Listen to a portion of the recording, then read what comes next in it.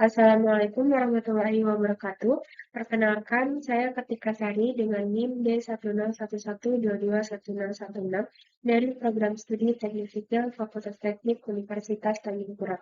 Di video kali ini, saya akan mempresentasikan proposal penelitian saya yang berjudul Perencanaan Rekonstruksi Ruas Jalan Tenda Kapur, Kecamatan Sukairaya, Kabupaten Kuburaya dengan metode DP 2024.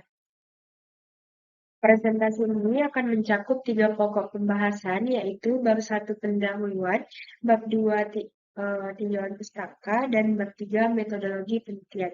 Jadi kita mulai dari kenapa penelitian ini penting, terus teorinya apa aja, sampai ke rencana cara ngumpulin dan ngolah datanya.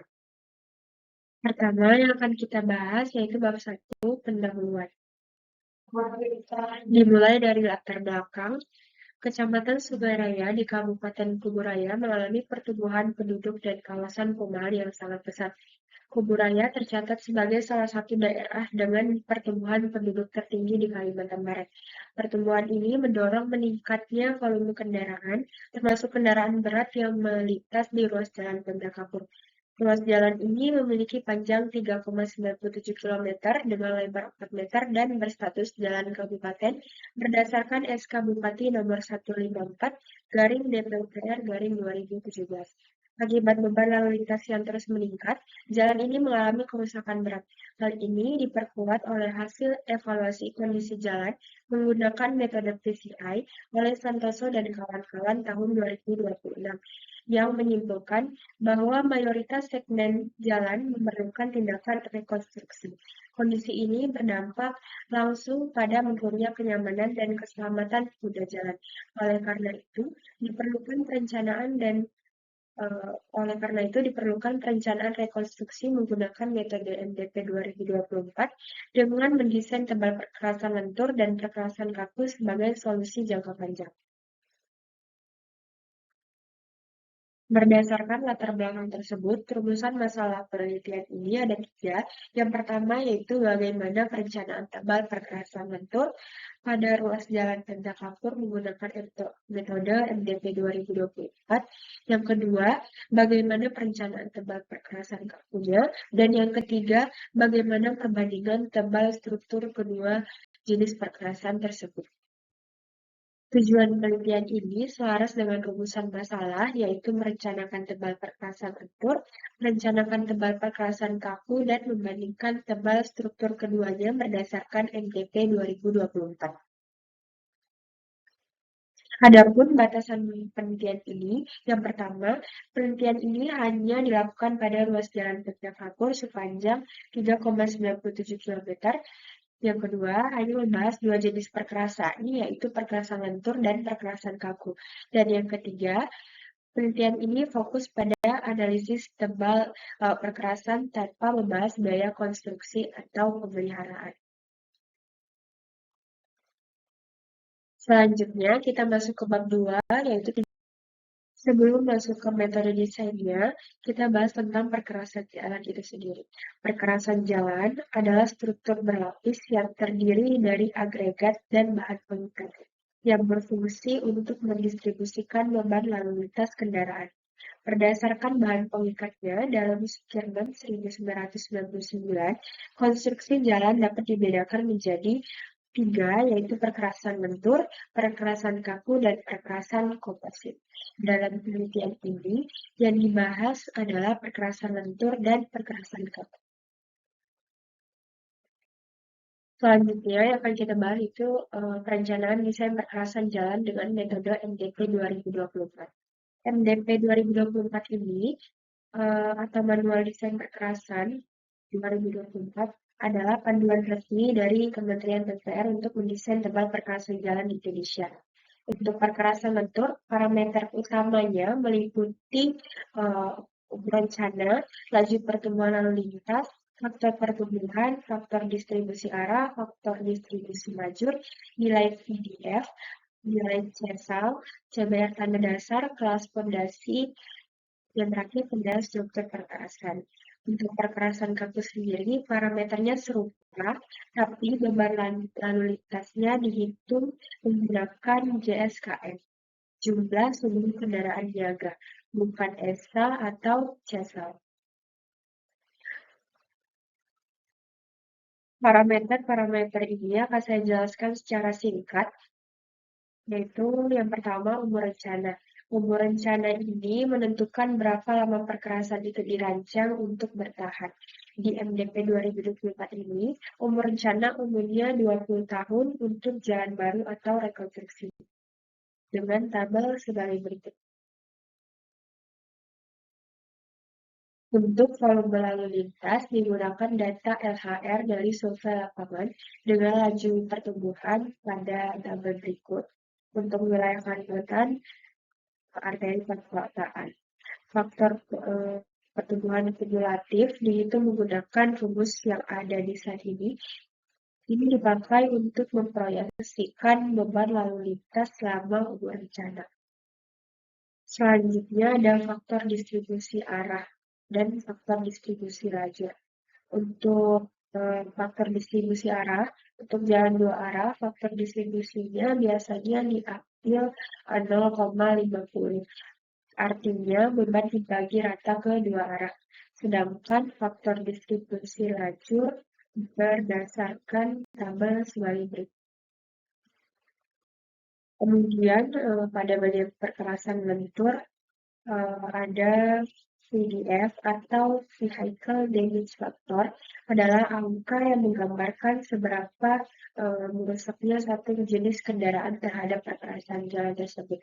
Nilainya berbeda tiap jenis kendaraan. Di penelitian ini dipakai VDF spesifik untuk wilayah Kalimantan Barat sesuai tabel FTP 2024 di tabel sebagai berikut. Dari PDF dan LHR tiap jenis kendaraan dihitung CESAL atau beban sumbu standar kumulatif selama umur rencana menggunakan rumus sebagai berikut. Kemudian untuk perkerasan kaku kita tidak pakai CESAL tapi JSKN, jumlah sumbu kendaraan. Kendaraan yang diperhitungkan adalah yang berat totalnya minimal 5 ton dengan 6 jenis konfigurasi sumbu mulai dari sumbu tunggal roda tunggal, sumbu tunggal roda ganda, sumbu tandem roda tunggal, sumbu tandem roda ganda, sumbu tandem roda ganda, dan sumbu 4 roda ganda. Rumus JSKN sendiri ini mirip dengan CESAL, tapi tanpa VDF yang dihitung adalah jumlah sumbu per kendaraan dengan rumus sebagai berikut. Kemudian ada nilai CDR. Nilai CDR ini diperoleh dari pengujian DCP di lapangan. Hasil ini digunakan untuk menentukan kelas kekuatan tanda dasar. Kemudian dicocokkan dengan tabel desain struktur fondasi jalan MDP 2024 untuk menentukan jenis dan tabel fondasi yang diperlukan. Untuk tabelnya sebagai berikut. Dan setelah nilai CBR dan kelas fondasi diketahui, langkah berikutnya adalah pemilihan struktur perkerasan. Di MDP 2024, pemilihan ini mempertimbangkan beberapa faktor seperti kondisi tanah dasar, volume lalu lintas, dan ketersediaan material. Dari sinilah kita bisa menentukan apakah suatu ruas jalan lebih cocok menggunakan perkerasan lentur, perkerasan kaku, maupun dan perkerasan komposit.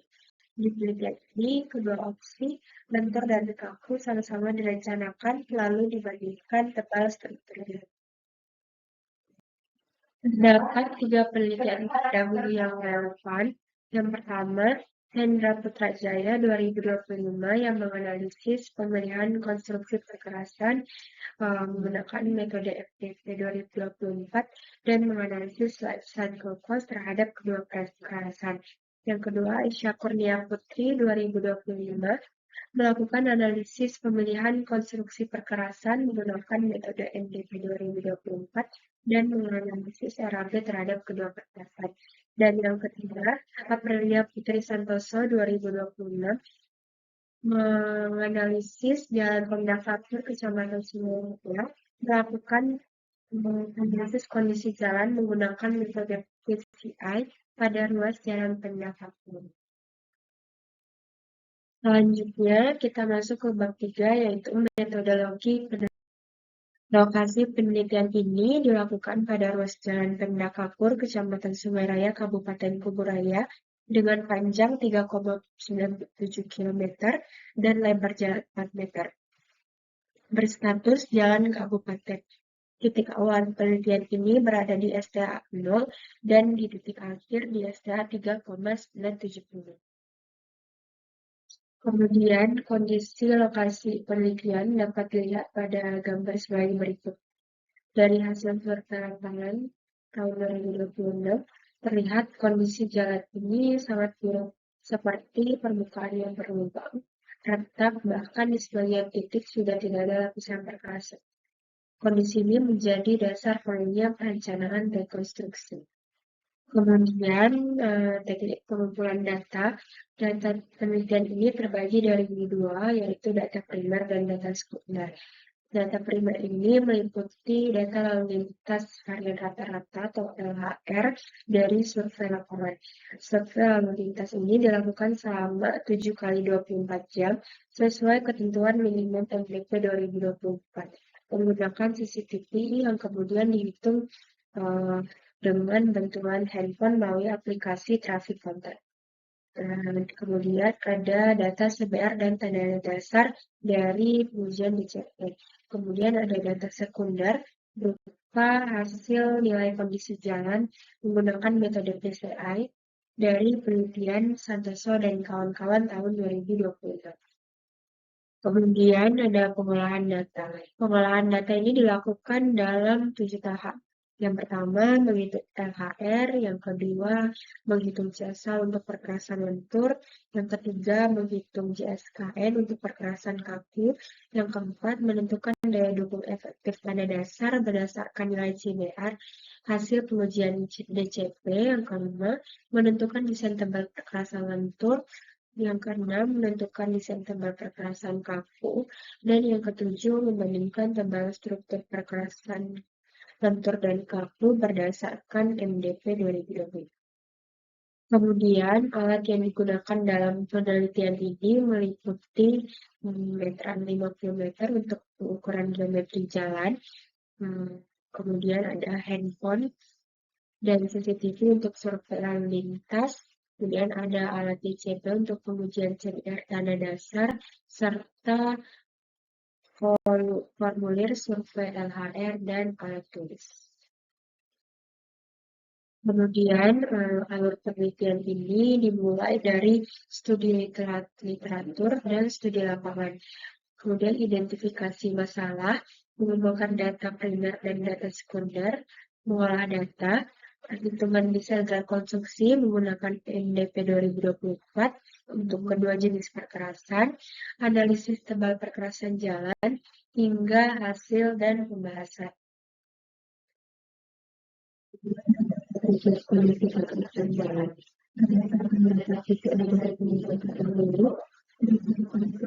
Ini menunjukkan bahwa sebagian besar jalan Pendafapur yang ditandai warna merah seperti di gambar ini memerlukan rekonstruksi. Ada sebagian kecil yang masuk kategori tambalan atau pemeliharaan rutin.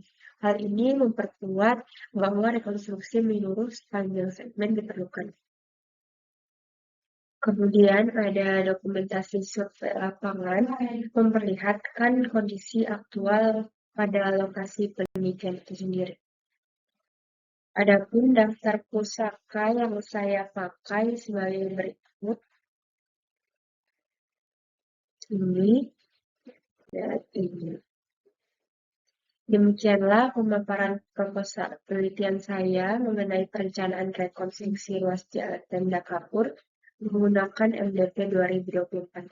Secara ringkas, penelitian ini akan menghasilkan desain tebal perkerasan lentur dan perkerasan kaku yang optimal sebagai solusi jangka panjang bagi kondisi jalan yang saat ini sudah sangat membutuhkan penanganan. Saya berharap proposal ini dapat memberikan kontribusi nyata bagi penanganan infrastruktur jalan di Kabupaten Kuburaya. Assalamualaikum warahmatullahi wabarakatuh.